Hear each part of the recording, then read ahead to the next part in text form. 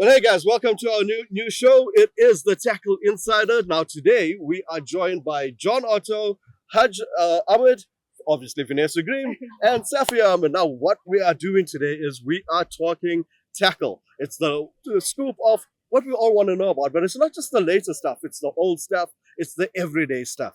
So guys, the four of us are going to be having a look at a range of tackle, and we're going to be giving our opinions, our thoughts.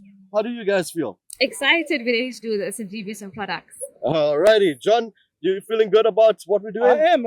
I'm feeling a bit like the beast and two ladies here. But anyway, yeah, obviously we hope that this is going to be a useful service going forward to everybody to learn about products, bring it to your home. You don't even have to go out. We will bring it to you. Alrighty, perfect. Well, guys, without further ado, let's get into it. So, guys, let's start off with some hooks, right? I mean, there's a whole lot of new hooks out in the market. There's some old hooks, but I am liking these chino hooks, alpha point chino hooks. I haven't fished with them. I don't know if you guys have fished with them. Have you? Yes, I did. So what I like about this is it's super fine and they're super sharp. So they're also extremely strong. And going with the season, when I look at this, I see bronze bream written all over it. Yeah, it definitely looks like a bream hook. Definitely. Absolutely. I confirm any gully fish really, blacktail, bronze bream, your biggest stone bream. Like I said, extremely sharp. I like that gunmetal finish. It's low flash, very undetectable if you put it in a bait. You get 10 hooks per pack, which is pretty nice. And as you ladies know, from a competitive point of view, when you battle for bite, your answer is not to go bigger, the answer is to go lighter, to go finesse fishing.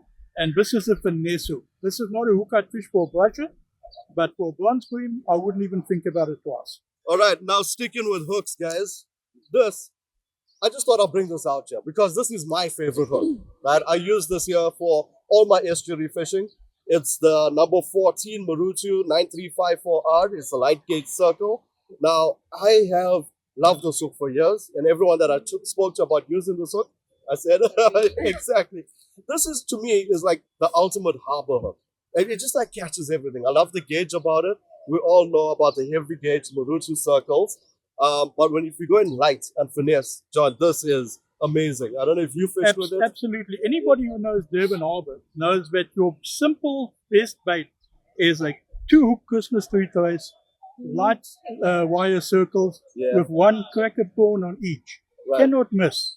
And this thing, once it's in, it does not come out. It doesn't. I've seen guys hook, grunter, put the rod in a holder, really? light up the smoke, have a call, and the fish is still there.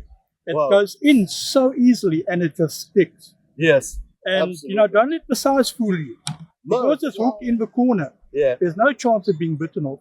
And it does not come out. In fact, you always know the sign of a good circle hook is if you battle to get it out of the fish. Even a light wire hook like this. Yes. It's a good hook. Well, Japanese steel, that's what I like about it. You like the harbor fishing a lot? Yes, I'm definitely going to second John on that Christmas tree chase. Because we grew up fishing when we were calling it the window chase. And we've also had success with this.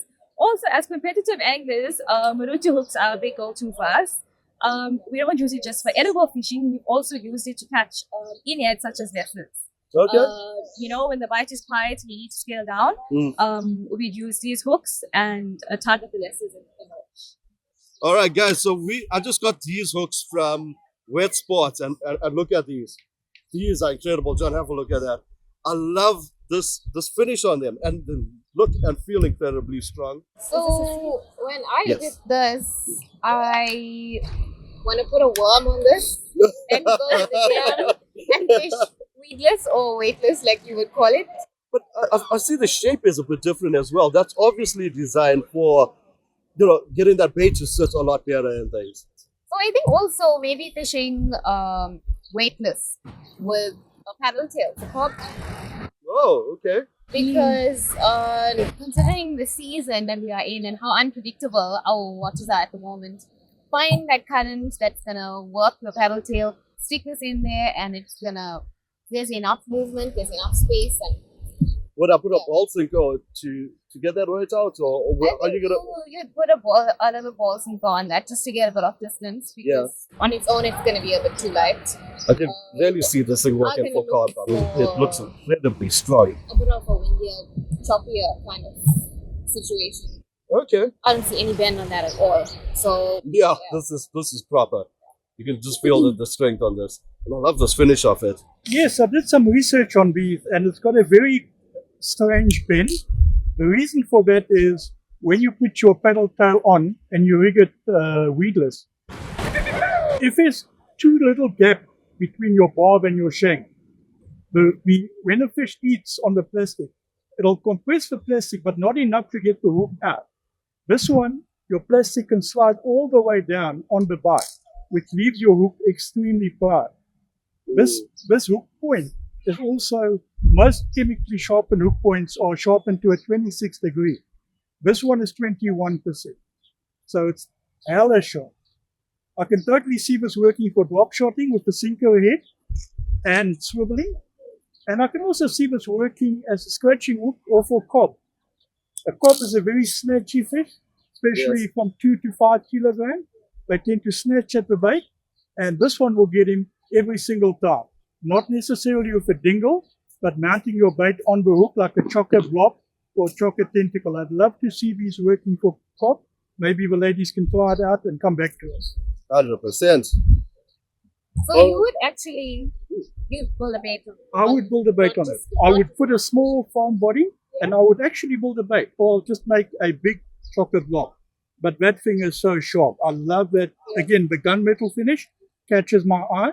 We don't want shiny stuff, especially in clean water. Yes. And I think that one is very close to a circle hook. So once a fish eats it, he's not going to be able to eject.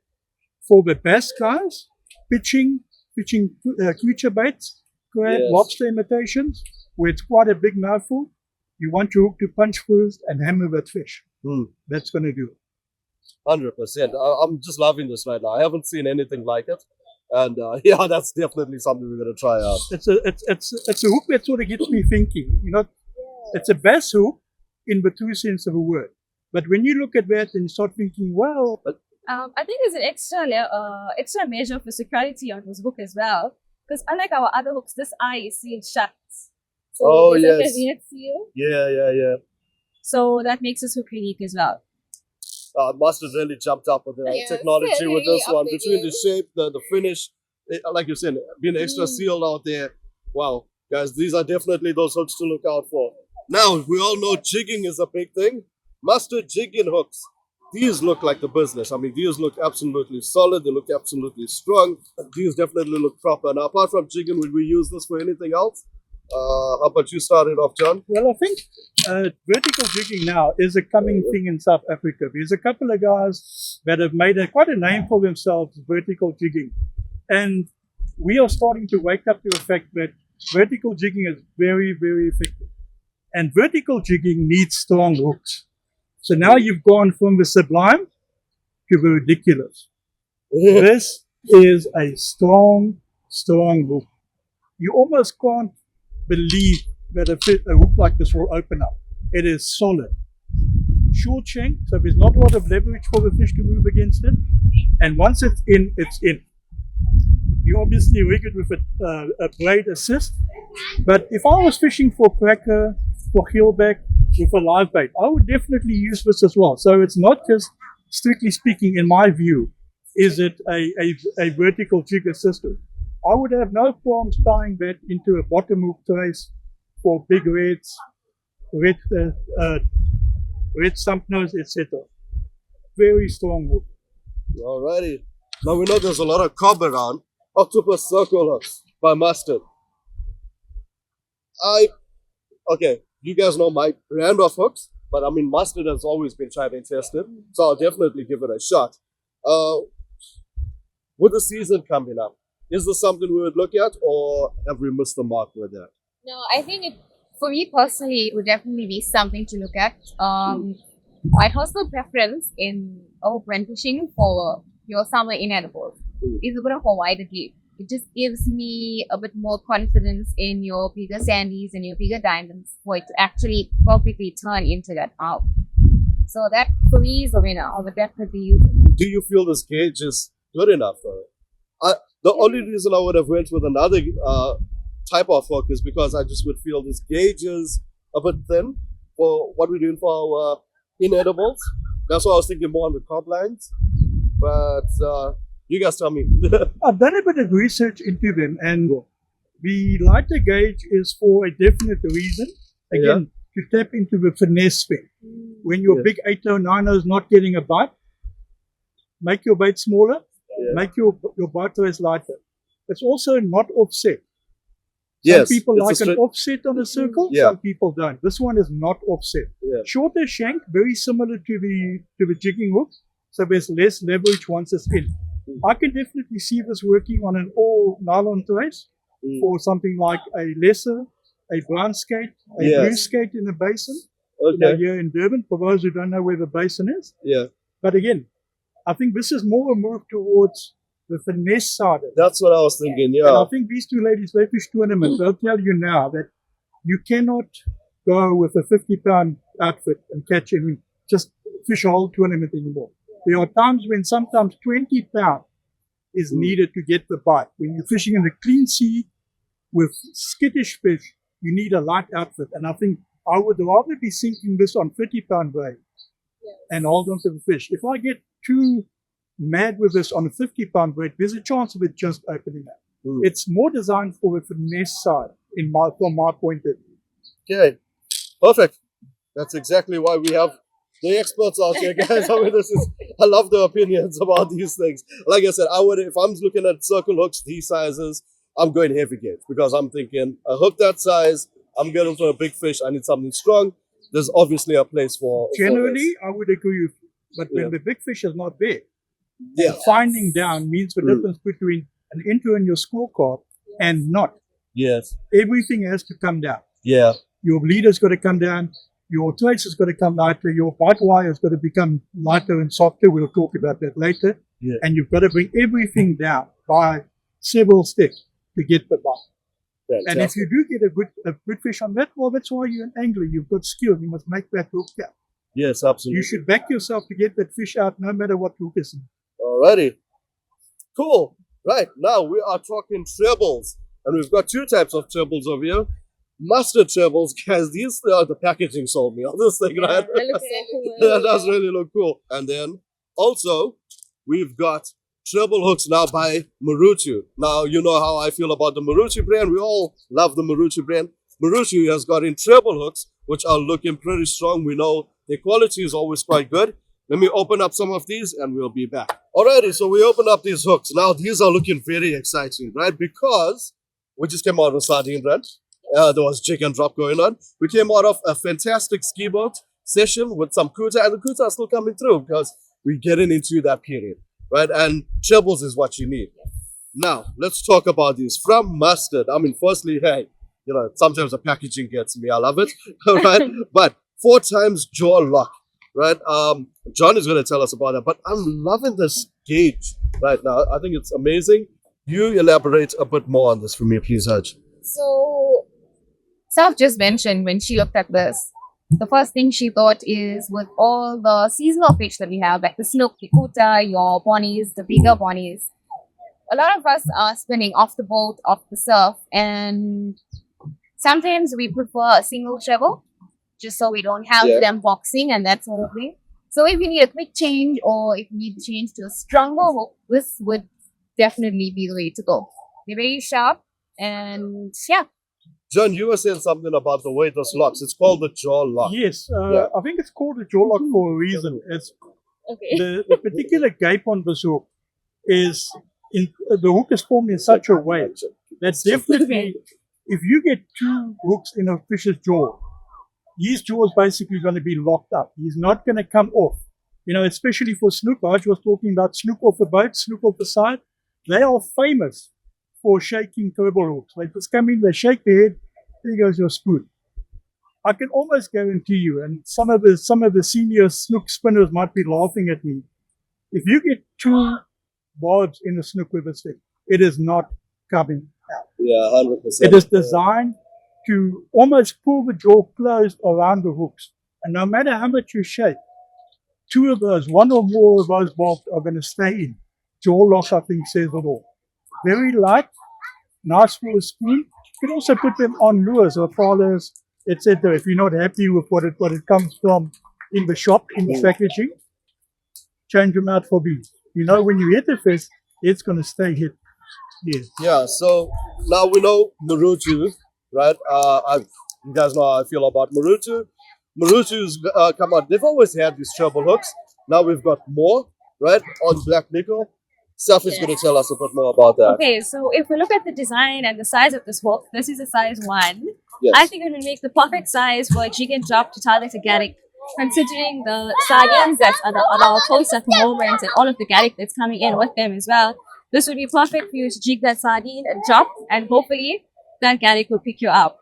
Also, this is a size 1 treble hook and 10 come in this pack. All right, so we're back and we are talking about the lures that I'm loving right now. Starting off with clone lures. Now, we've been getting a lot of tips on how to fish these clone lures. Everyone is going on about these clone lures. Finally, we got our hands on it. I want everyone's opinion on this one because, guys, I'm telling you, from the stuff I've heard about these are definitely doing the business, not just here, but in Cape Town and along the Eastern Cape as well. So the first thing I love about it is that we knew of clone lures before, and they were a little more hollow body. They used to crack easily. These are quite solid. So there's a new manufacturing process that's gone into this, and we can see the finish is amazing. The weight feels perfect, absolutely perfect. I'm gonna love how we're gonna cast these things, but you guys tell me what you think, because I will jump back and tell you what I think again. I think I want to start off with the visual appeal. Just like fish, I mean, us humans as well are attracted with what looks good. Starting with the packaging, this is neat, it's attractive, it has neon colors on it. And then going to the lure itself, the design, the shape, and the color as well is extremely attractive. As your retrieve, you can change the pace and the style of your retrieve depending on what you're targeting. Obviously, for your faster retrieves, it's more for your game fish, such as yellowtail, bonnies, kingfish, kuta, etc. Wait. There we go. Oh, enough There said. we go. Enough said. I should. I didn't get one. So the first thing that catches my eye is that we accommodate for people who want to use your single hook that comes. Oh, yes. And then on that note, that is a really, really sharp hook. It's a solid hook, not gonna open that. But also we're accommodating for the guys that want to put on a second hook in there. Yeah. So I really like that because we have a lot of good lures out there with a single hook, and sometimes that just lowers your hooking bait. You Yeah. drop a lot of fish like that. Also, the colors for me is very appealing. It's very lifelike. That Doesn't that look like a carotene? It's gonna, yeah, that That looks flash like is a carol, like a company. that's gonna invite fish from a mile away. So I say kingfish are gonna absolutely love this. Let it sink to the bottom. Why is the cop gonna say no to this? Yeah, I can see a Garrick taking that as well. Yes. I mean, obviously, I'll throw this first for the Garrick. Actually, I'll throw what John's got over there for the Garrick. Now, that thing's got a crazy glow.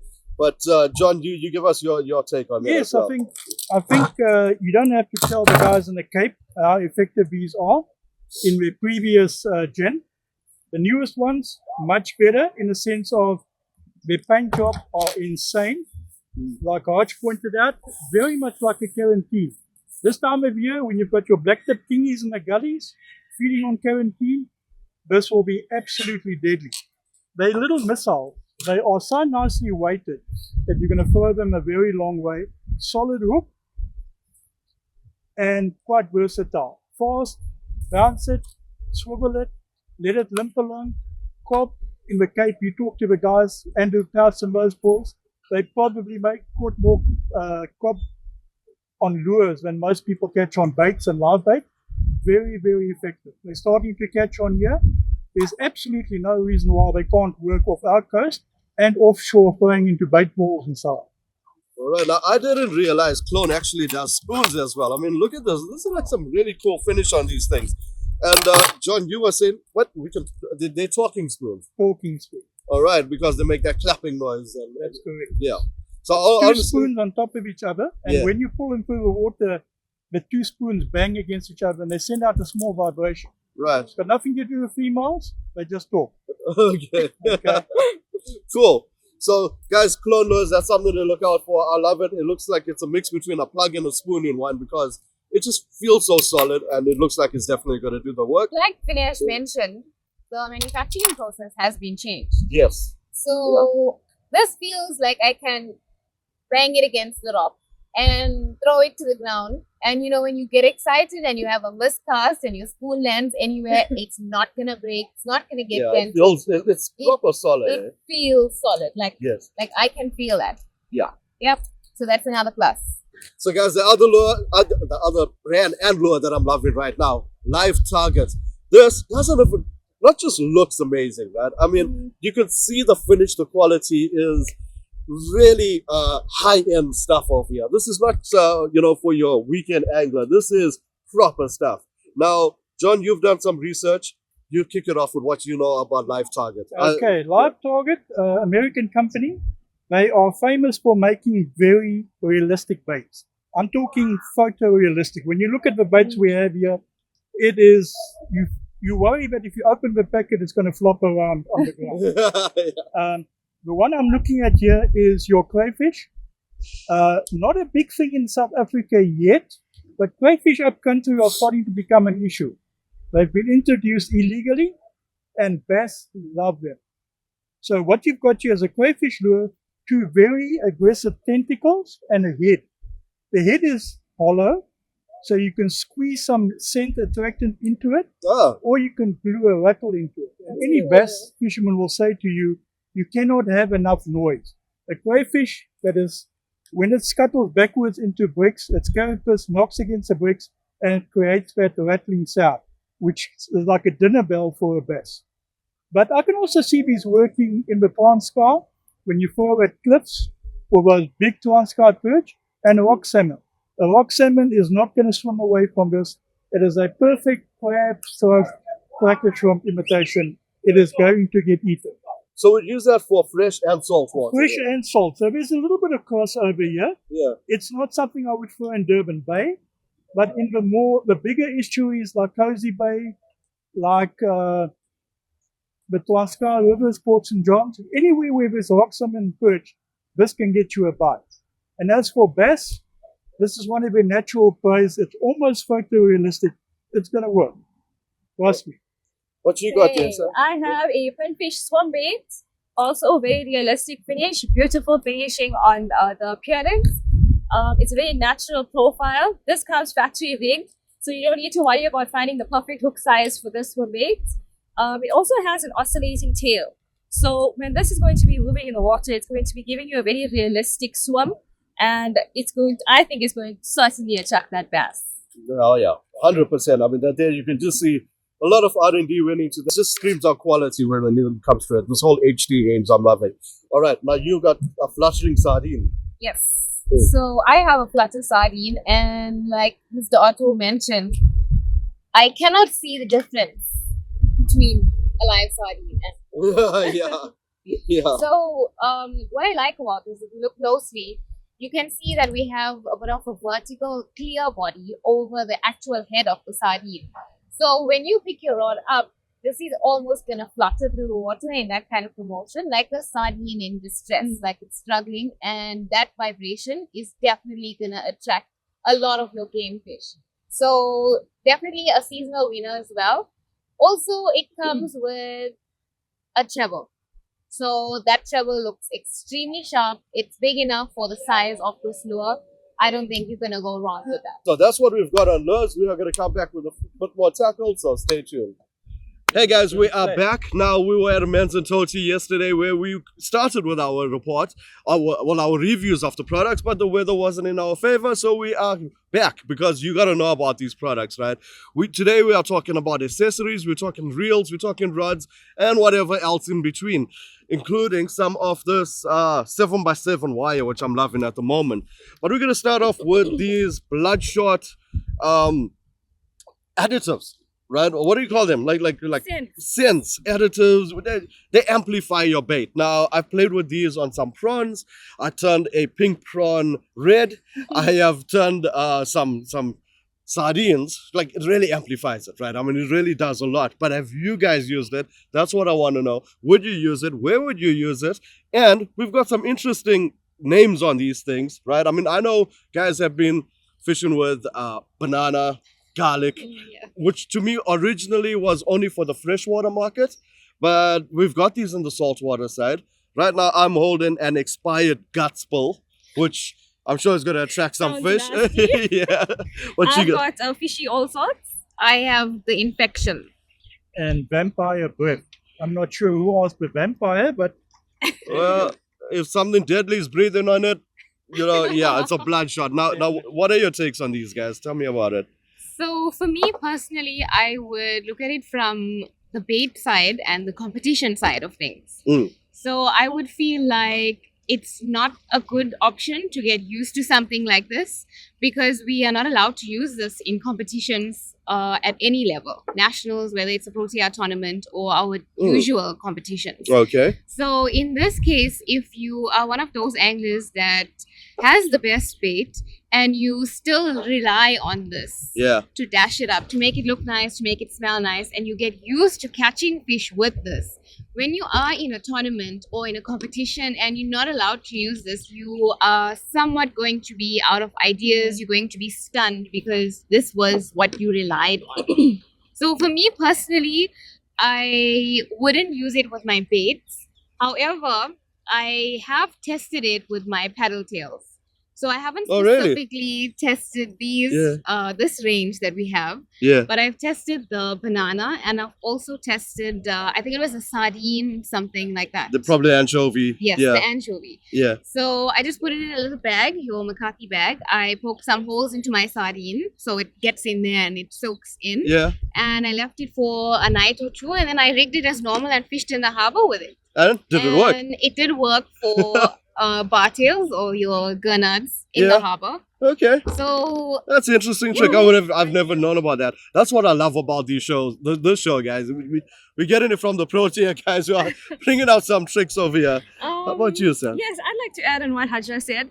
As anglers, we tend to study and learn how fish feed. And we know that visual appeal is very important, but I mean, just as important is the scent that your bait gives out. Yeah. And for me, if an angler had to ask me for advice, considering that we can't use the scents like Hajra mentioned in competitions, I'd actually advise them to go with bait combinations. So Oh, yeah? a different combination of bait would give out a different scent. Like, for example, I've tried and tested, and I've been Yes. successful on using, for example, just mullet bait. And Okay. then if I dashed it up with a little bit of sardine, which is, as you all know, a smellier bait, Yeah. I had success on that. Right. But just as everything evolves, we evolve in the fishing industry as well. Yeah. And now we have something different to spice up your baits. Alrighty, John. How about you from your level? let me put my 5 cents in for the social angler. Mm. I don't think there's a problem with using this. Having taken into account what the ladies have said, don't get attached to it. It is very visual. When you spray it on your bait, it goes blood red and it's dripping and it looks more impressive. It looks like it adds a lot of value, and it probably does, if it does for you. The next guy might not think so, but this is an individual sport. If it gives you confidence to put it in your bait, by all means do it. Where I think this has got a real application is when your bait is not the best. We all like to fish with fresh bait. In a perfect world, we will have bait on ice every time we go fishing. But we don't live in a perfect world. And sometimes you've made to do with some bait that's been in and out of your bait box, been frozen a couple of times. It's starting to lose that natural oils and attractions. That is where I think this might be useful, just to pep it up to get a bite. But as the lady said, you don't want to get used to it at a competition level, then lose the ability to use it, and now you start doubting everything you do. At the end of the day, as much as these work, nothing is ever going to beat the natural scent of a bait, of a fresh bait. In fact, to some extent, this may be harmful at the top level of fresh bait. But for the average guy who thinks he's going to get more shad or he's going to get a quicker bite, by all means, it's not going to hurt you. It's well worth looking into, is what I'm saying. That's some great opinions, guys. Fantastic stuff. So it's definitely something to look into. It's going to amplify it. It won't work for the competition level, but yeah, it's going to get you pretty much addicted to it if you Yes, on those lines. basically. Alrighty. Now we're talking about Q fish, right? I've been loving Q fish because I find it as a quick service method, right? There's 5 points you can service your reel on. I've got other videos on those, but this stuff actually works. Now we know we've always had the fishing tackle protector. There's still a place for that. Here's where I'm coming in with these things, right? I've got my tackle protector. Would I still need Q fish? Are there two different things? Are there 6,000 of the other? Whatever it may be. Give me your opinions. I'm liking this right now. I've always used this, but I'm liking this right now. Would I still buy this one? Let's talk about that. John. Very much the same. Yeah. Very much the same. They all promise the same things. Yeah. It inhibits corrosion, which is the first thing that you want to do. Yeah. We have very, very expensive tackle. Guys buy Stellars, pay 25,000 Rand for them, buy a top of the line rod, 8,000-9,000 Rand. Yes. The least you can do is when you come back from fishing, rinse your stuff down, give it a quick spray, and you can leave it. Yeah. It's going to form a protective film. It's non-greasy. It doesn't damage your monofilament or your braid. Yeah, that's why we're using Q fish and, well, obviously the tackle guard as opposed to Q20 and our WDs or whatever it may be. Correct, yes. Yeah. Especially on the top end line, you want to stop any sign of corrosion. When you're at a top level in your fishing, your rod and your reel is a tool. And that has to be maintained the same way that your car has to be maintained, the same way that your aircon has to be maintained. You can't just throw it in the corner. All right. So that's what we have with our tackle guards, right? And that's something we all should have. I know I use it on my rod guides, on my winch, on my reels, 5 main points on the reels that we can spray it on. And that just prolongs when we have to take in our reel for a service. You know, so we take in our reels for a service at the end of every season. But in between that season, you know, like John said, coming back from tackle, give it a couple squirts, definitely gonna work. Alrighty, now, Fishmate 7x7. This has been going on for a couple months now. Well, not a couple months, yeah, a couple months. But I love the fact that now I can tie a perfect figure of 8 with this. I normally get my king on the line and things like that. I mean, the stuff is incredible. Now, you guys are fishing with it on a Protea level. What's your take on this, Saf? This is, well, I know Haj and I were both extremely excited when we saw that Fishmate came out with the 7x7. It's extremely user-friendly. It makes it so much easier to tie your knots. We love using this on our bite traces to tie the grey sharks. And yeah, we love it. We absolutely love the product. We definitely recommend. Okay. So like Saf said, we find it also to be very universal because of how soft it is. So it's not your stiff wire. So in the event of you fishing, if you're fishing for grey sharks and you know you are going to use wire, and for some instance you move over and you see that you have a diamond smash or something like that, or blues or something, it's so soft and it's so subtle that it's not going to disturb your bite. It's not going to disturb your fish. Right. You know, that sort of thing. Yeah. Also on your bite traces and your knots in general, when you're joining it with your mono, it sits almost like nylon sits. Yes, that's what I've noticed about that. It like locks in perfectly. Yes. And you don't have that bulk or whatever it is. And you don't it doesn't unravel itself and start to open and all that kinks, Yes. And you can actually tie a full figure of 8 on this. I know. Normally, why they tell you just wrestle with it. Yes. So for me, this is definitely the way to go. Alrighty, John, do you have a take on that? Yeah, I do have much the same take as the ladies. It is very soft. It's almost like monofilament. It is as limp as you want. It lies flat. Again, we're talking about finesse. If you have some of the other wires, especially after you've had a fish, it coils like barbed wire. This doesn't. It is absolutely soft. This is not going to irritate the fish that comes across. It's not going to irritate the fish that bites down on it. It's not going to scare it. It takes a beautiful knot, which I think we all appreciate. Because some of the heavier, once you get to 200 pounds, your knots become a little bit problematic. This is so soft. Yeah. At national level, the softer your wire, the more bite, the better quality bite. To me, if you're not using this stuff, you better have a very, very It's reasonably priced, 10 meter spools, comes in red, comes in black, comes in silver. You don't need any other wire. I guess I while think we're it talking starts at about that, 30, it goes up to 220. where does the color thing come in? How would you know what color do you really want? I like red, but so I just buy the Okay, red. yes. A lot of people do like red. I think it presents nicely. Yeah. These ladies will tell you at nationals, whole different ball game, and maybe we're moving away from your average guy. Yeah. But what is true at nationals is true for the average guy as well. When you're fishing on brick, generally you want to use black wire so that the black fades into the rock and it's not visible. Okay. When you're fishing in clean water like we have here in KZN on a beach, you want to use silver wire, Right. which will diminish. Yeah. It won't be as visible. Red is the first color that changes with depth. So Yes. if you're fishing off a very deep point in the Transkei, your red is going to be the first color that disappears. And you want your bait to look as natural as possible. You don't want this rigid 1 meter piece of iron rod off your bait because it's just going to look unnatural. Okay, So, perfect. Yeah, so Black for the rocks, silver for beaches, clean water, and red if that turns you on. There is no wrong answer to this. Some answers are just more right than others. One more thing that I would like to add is the price. It is really, it's extremely reasonable. oh yeah. No, So- absolutely. It's virtually the same price as what the other wire was. Although we get in a Much lot more. cheaper. Is it Much- is it It's cheaper? much- It's way Much cheaper. cheaper. Oh, Like by like miles. For, really? Okay.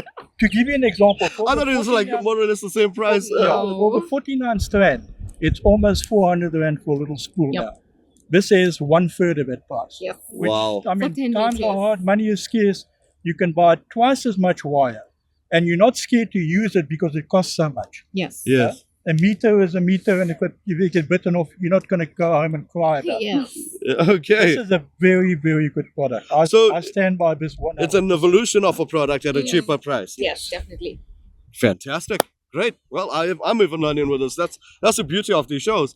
All right, so we're going to take a break and we're going to be back talking some reels, old versus new. Is there still a place for the old stuff when we've got some really amazing new stuff? We'll be back just now.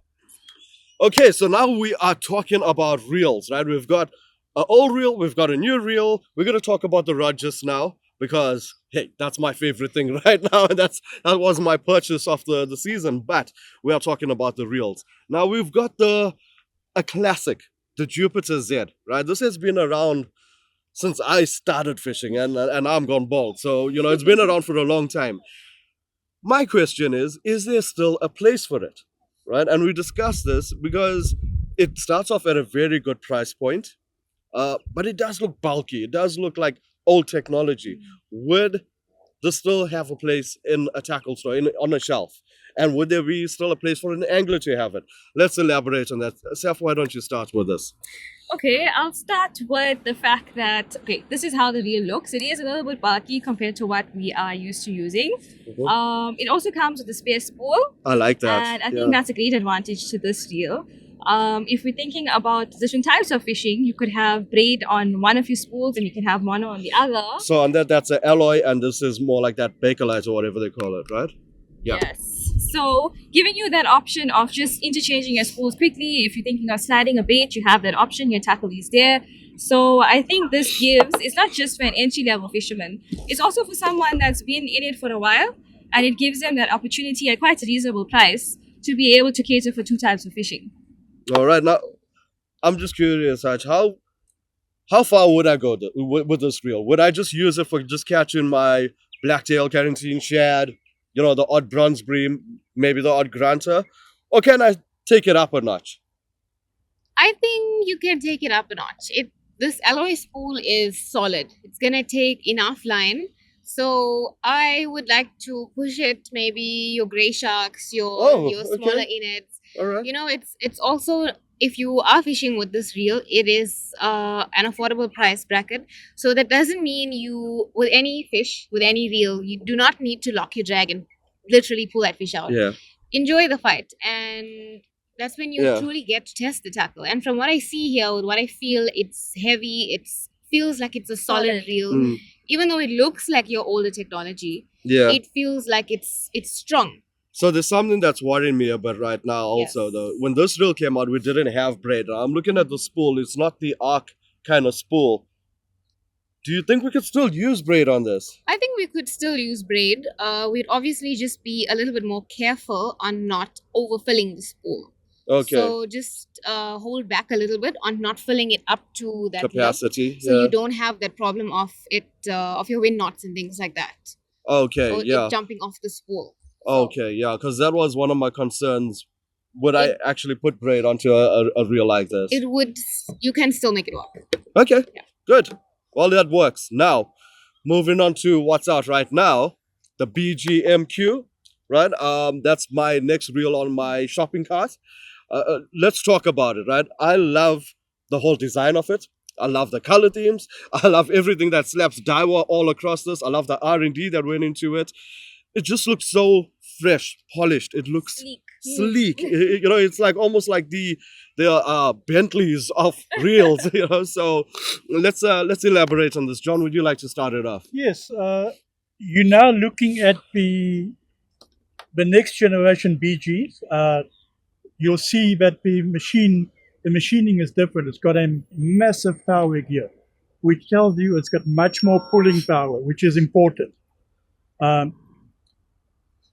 Carbon body, good deep spool. This is a reel, I would say, you're now starting to get serious about your fishing. You've come across, maybe if you've been using the Jupiter Z, you've come across your edibles, but every once in a while a gray shark pops up, a little diamond pops up, maybe you've lost a few fish and you start thinking, you know what, I'm going to spoil myself, I'm going to get quite a lot better reel. And you come into something like this. Now you're fishing seriously. Now you can take on all of those fish we've been talking about, the diamonds, the gray sharks, the brown skates, the blue skates. You're now entering into an area where your angling has moved to a level where you believe you need better tools and you're going to go out and get it. 5 to 703, which is pretty much standard. They'll take 500 meters of braid in the 30 to 40 pound range, which is half a kilometer. People don't appreciate how much braid 500 meters actually is. Not many fish. I don't know how many fish have you had that have run you down to your knot. 500 is plenty. Yes. Yeah, you gotta start pulling harder off. What I like about this reel, it just whispers smoothness, Yes. and it Yeah. screams, "I'm up to the task." It's a solid reel. It's going to be your workhorse. Well, I like what you said, whisper smoothness. Now that comes into that air rotor technology that's in there, and Just glide. 15 pound drag, 15 kg drag. Sorry, 15 kg 15 drag. kgs. That's more than enough for Much the fish more that than we are talking about. As we were discussing off camera, the weakest link in these systems today, the tackle has evolved to such a stage that the angler is the weakest link. Yeah, Many anglers cannot use these reels, maybe not that one, this one certainly, and up at full drag, because you're just going to get your rod pulled out of your hand. 15 kilos is more than adequate. More than adequate. Don't worship at the church of big numbers. 15 kilos is more than adequate. And I love this monocoque technology. Look how big this gear is and stuff. Right? It folds up the reel, so there's not unnecessary bulk. You know, so it's exactly everything that we needed from here. Now, I am going to be pairing this up because it falls within a good price range of this rod, right? Now, we know we've got various, I mean, this is our starting entry level from a price point. You've got levels going up. This is around that mid-level price point. Middle level, yes. Yeah. So, you know, for what you're paying and what you're getting, it is worth every cent, right? And that is going to go on a rod that I chose for the season. I'm loving it. My Poseidon Eclipse. Now, all you guys had a good feel of this rod. Tell me what you think. I know what I said, right? And I said it enough times. I want you guys' opinion. So the first thing for me when I hold this rod, it's extremely light. Yes. It's light and it's comfortable. So I would like to point out from a feminine side of things.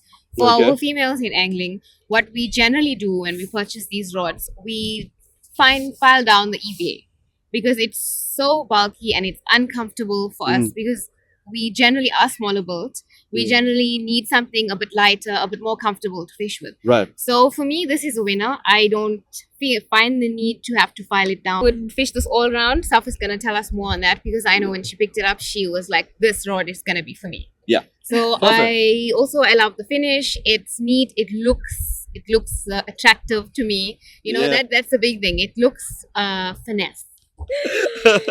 Okay, I agree 100% with everything that Haj has mentioned already. I like the fact that it's 3 to 5 ounce, which is one of my favorite brackets to fish within. It makes it a very versatile rod.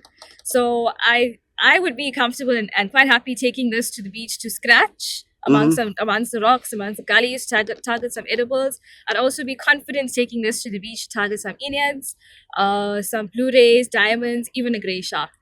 Yeah. So I think that this rod will accommodate quite a number of species. Just to elaborate on that, that's why when I saw this rod and I knew it was 3 to 5, the way it felt, yes, it does feel. I wouldn't say finesse. I would say it's got a right weight. It feels nice and light, but it's a universal rod because I can use it whether I want to just go and scratch around for bronze bream, right? Or if I'm fishing for shad, or if I'm fishing for a garrick, or even if I want to go and catch some grays. Now, I carry a lot of equipment when I'm going around. The last thing I need is even more on my tackle side. You know, it's always that mix between me. So if you're someone like me who's carrying a lot of stuff when you are going down, you want to keep things streamlined, lighter, more efficient. Yeah. This does it all. Obviously, if I know I'm targeting, you know, going in bigger stuff, now I want to only catch hammers, raggies, that kind of things, then I'm carrying my bigger stuff. But if I just want to go down and catch virtually anything, this is the rod I was going for.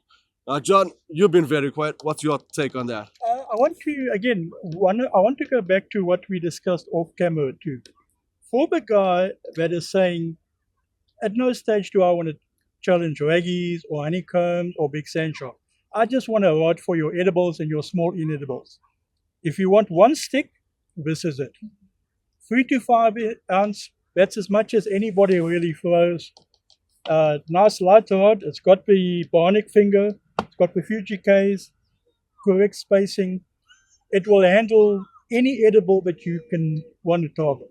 So you don't have to carry 4 rods, 4 pipes, 4 different reels. Get yourself this rod for your edibles and for your light inedibles. One rod, it's going to do the job for you. That's really all I want to say about it. You don't have to carry 5 or 6.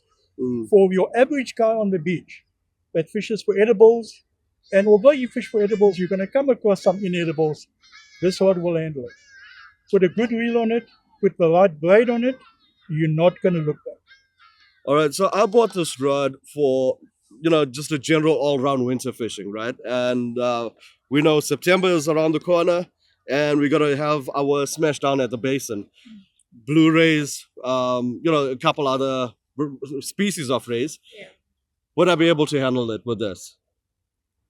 I would say yes. You would say yes? Yes, I would say yes. Yeah? I confidently say you would be able Confidently. Yes. All right. John, that paired up with this reel, what sort of line would I match on this combo going into our summer season at the basin? I would put 30-pound braid on it. And I would say, given a reasonable level of skill on the angler's part, nothing under 50 kilos should scare you. Okay. You're going to handle a blue skate, no problem whatsoever. Right. Gray shark, no problem. Diamond is not a case of forcing it. It's a case of using the tackle, using your skill as an angler, and convincing it to come your way. So I could even push this up to a diamond level? I would say so. I would tackle a 25-kilo sandy with this and 30-pound braid all day. All right. So it wasn't just my winter stick. It's going to be my stick for summer as well. Also, you have to be realistic. Yeah. There will come a point where this rod is no longer cutting. Use your skill. And I think you'd be shocked at what you can land with this particular rod. Well, we're definitely going to wait and see about that. Good. So, guys, that is our show. This is the Tackle Insider. This is the team of the Tackle Insider. John Otto, Hajra Ahmed, Safi Ahmed, and myself. Now, we're going to be doing this a lot more often, so please tell us what you are looking for. Send it in the comments. Tell us what other products you want us to review. As you can see, we've got a team that's giving us their opinions. Not everything is going to be the most rosiest. and we're gonna break it down. We're gonna say whether there's still a place for it or not. We're not out here just to sell products. There are no one telling us, please sell our product. We just grabbed a range of stuff to say, well, you know what, let's look into this. So we want to know whether it's everything from a glow stick to a Stella or whatever it may be. We are gonna review it, break it down. You know what we like, we'd like to know what you like. So please share that with us. Until the next one, this is Angling News South Africa with the Tackle Insider team.